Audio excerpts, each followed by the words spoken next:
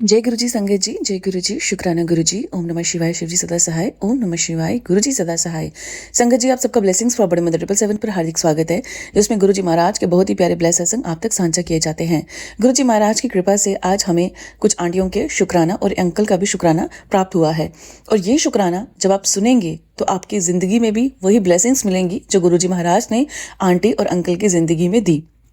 आइए संगत जी, आप शुक्राना सुनते हैं। अगर सुनना है तो एंड तक सुनना है, और अगर आप चैनल पर नए हैं और शुक्राना शेयर करना चाहते हैं तो डिस्क्रिप्शन बॉक्स में नंबर है, उसमें आप अपना शुक्राना अपनी आवाज़ में, साफ आवाज़ में रिकॉर्ड करें, पीछे शोर ना हो, सेंड कर सकते हैं। और चैनल को लाइक, सब्सक्राइब और शेयर ज़रूर करें। शुक्राना अलग जो भी आपको लगता है कि आपकी ज़िंदगी में ये प्रॉब्लम मेरी इन लोगों को है, वहाँ तक ज़रूर शेयर करें, क्योंकि उससे आपको भी बहुत ज़्यादा ब्लेसिंग्स मिलेंगी। जय गुरु जी। आइए शुक्राना आरंभ करते हैं। जय गुरु जी, शुक्राना गुरु जी, अनंतम अनंतम शुक्राना मेरे गुरु महाराज। मैं गुरु जी की बेटी, गुरु जी का सत्संग, गुरु जी के मंत्र जाप से शुरू करना चाहूँगी। ओम नमः शिवाय, शिव जी सदा सहाय, ओम नमः शिवाय, गुरु जी सदा सहाय, ओम नमः शिवाय, शिव जी सदा सहाय, ओम नमः शिवाय, गुरु जी सदा सहाय।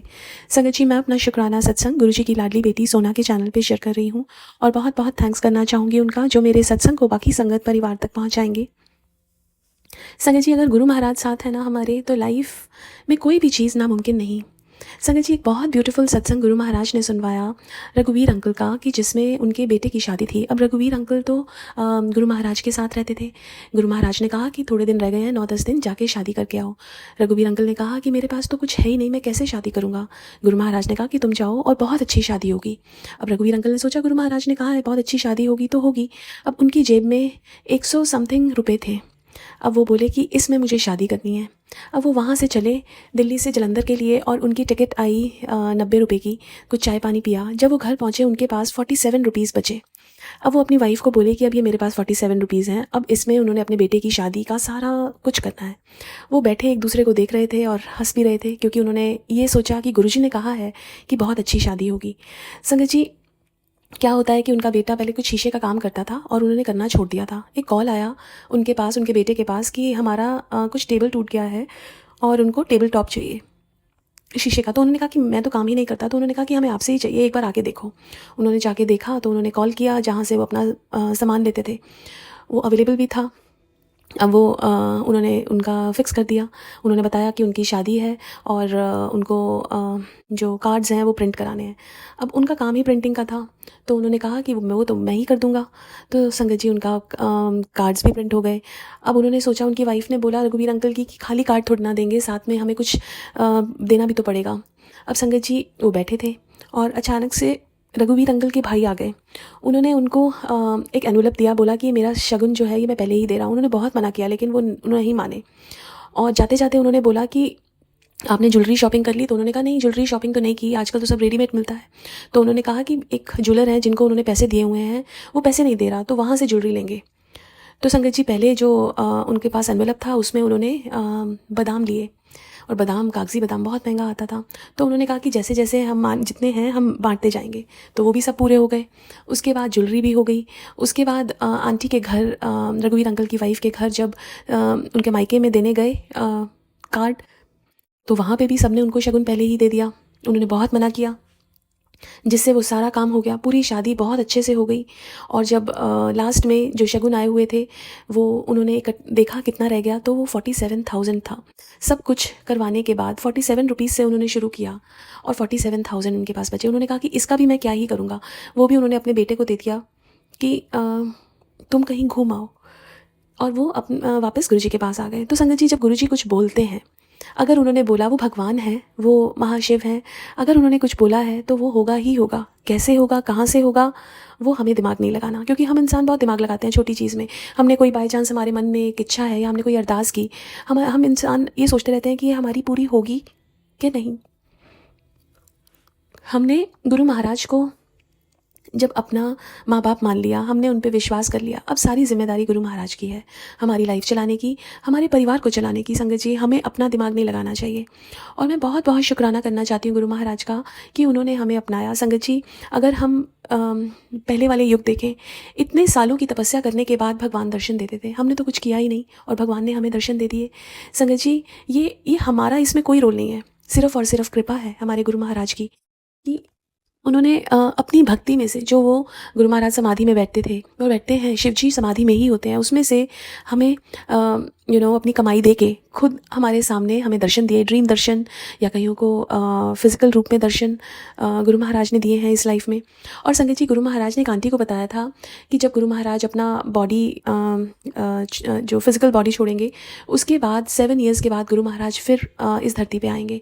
और अब ये नहीं पता संगत जी कब गुरु महाराज किस रूप में हमें दर्शन दे दें। इसलिए संगत जी गुरु महाराज कहते थे कि सबका आदर करो। संगत जी, गुरु महाराज का स्वरूप हम खरीद नहीं सकते, गुरु महाराज खुद हमारे घर आते हैं। संगत जी, मेरे पास गुरु महाराज का कोई भी स्वरूप नहीं था, मैंने फ़ोन में ही गुरु महाराज का वाइट चोले में एक स्वरूप डाउनलोड किया। संगत जी, अब मन में एक इच्छा कि गुरु महाराज कब आएंगे। और संगत जी, गुरु महाराज ने इतना ब्यूटीफुल दिन चुना। संगत जी, मेरे मन में आया कि घर में सत्संग होना चाहिए। संगत जी, वो भी गुरु महाराज ने ही डाला। अब मेरा मन में ये था संगत जी कि गुरु महाराज महाशिवरात्रि वाले दिन घर में सत्संग कराएं। मैंने संगत परिवार में बोला तो उन्होंने बोला कि वो दिन ऑलरेडी किसी ने लिया हुआ है सत्संग के लिए। मैं घर आके मंदिर में बैठी और मेरी आंखों में आंसू आ गए। मैं जब रात को मैंने फ़ोन देखा तो उसमें मैसेज था, तू सत्संग कराना है, हो जाएगा। अगले दिन संगत जी गुरु महाराज ने एक मेरे को सत्संग सुनवाया। उसमें मुझे एक डेट दी विच वॉज 7 मार्च थर्सडे कि मेरे को सत्संग कराना है।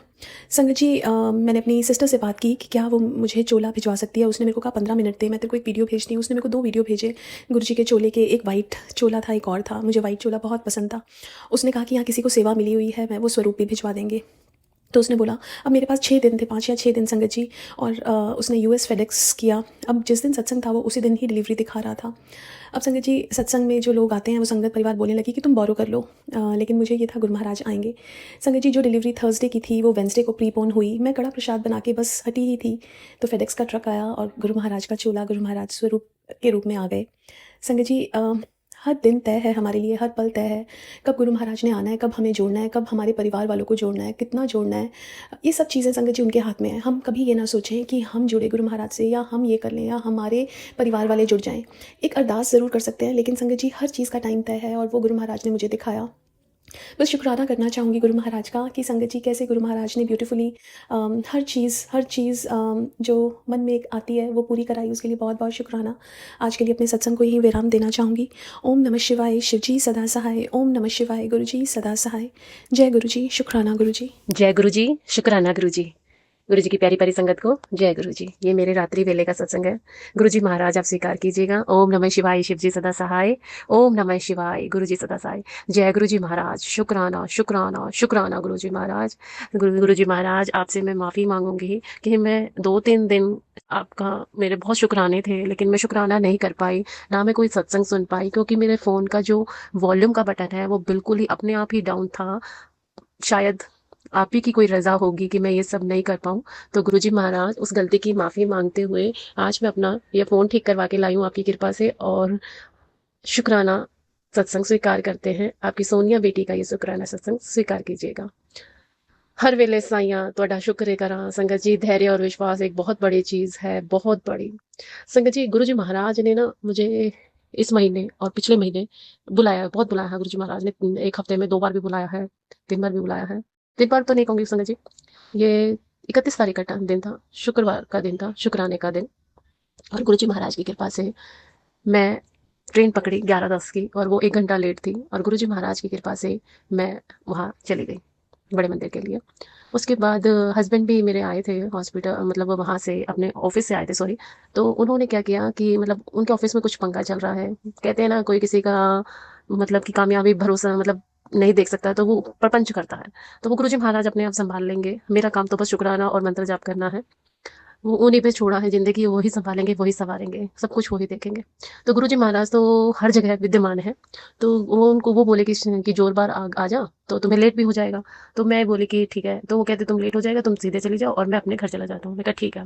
तो संगत जी, मंदिर मेरे हिसाब से 5 बजे खुलना था, और गुरुजी महाराज का वैसे 4 बजे खुल जाता है, लेकिन मुझे यूँ लग पता था कि 5 बजे खुलेगा। तो मैंने कहा ठीक है। तो मैं गुरुजी महाराज से बोला, गुरुजी महाराज क्या किया जाए। तो गुरुजी महाराज ने मेरे पास बार बार मैसेज आ रहा था कि तुझे आज डबल ब्लेसिंग मिलेगी, तुझे आज डबल ब्लेसिंग मिलेगी। मैंने कहा ठीक है।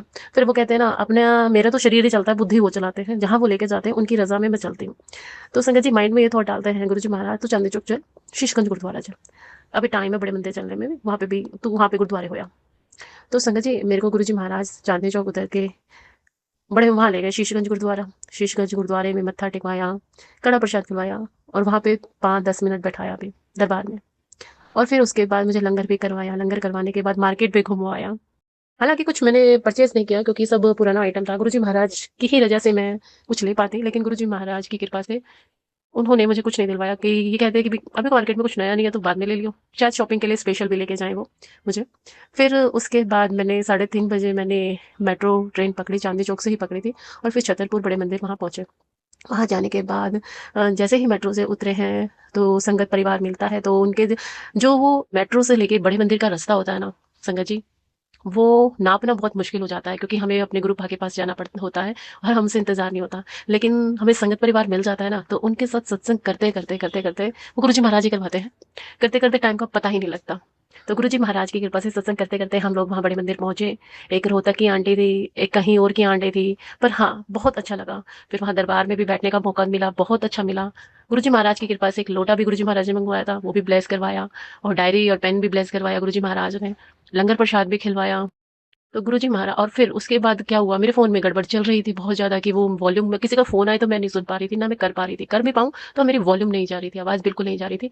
तो बादल ही आके मेरा फ़ोन हैंग हो गया। मैंने सोचा रीस्टार्ट कर लूँ। रीस्टार्ट मैं करने लगी तो वो मेरा फ़ास्ट फूड पे चला गया। ये गुरुजी महाराज की ही प्लानिंग थी कि मैं किसी से कोई बात ना करूँ, ना कुछ करूँ, सिर्फ़ मेरे मंत्र ही जाप चले माइंड में और कुछ भी ना रहे। हस्बैंड से बात हुई थी पहले, तो वो यूँ कह रहे थे कि भी ठीक है, अभी कोई ट्रेन नहीं है। लेकिन उन्होंने ऐप में देख लिया कि ये ट्रेन आने वाली है, तो उस हिसाब से उनको टेंशन नहीं हुई। तो संगत जी, जैसे ही मैं ट्रेन में बैठी हूँ, तो गुरुजी महाराज ने जो लंगर प्रसाद खिलवाते ना, वो लंगर प्रसाद आप कभी खाओ ना तो ध्यान देना कि आपकी बॉडी में ना मूवमेंट होती है अलग तरीके की। उससे ये पता लगता है कि हमने ये लंगर प्रसाद जो खाया, हमने जो अपनी दवाई खाई है ना, उससे हमारी बॉडी में क्या काम चल रहा है।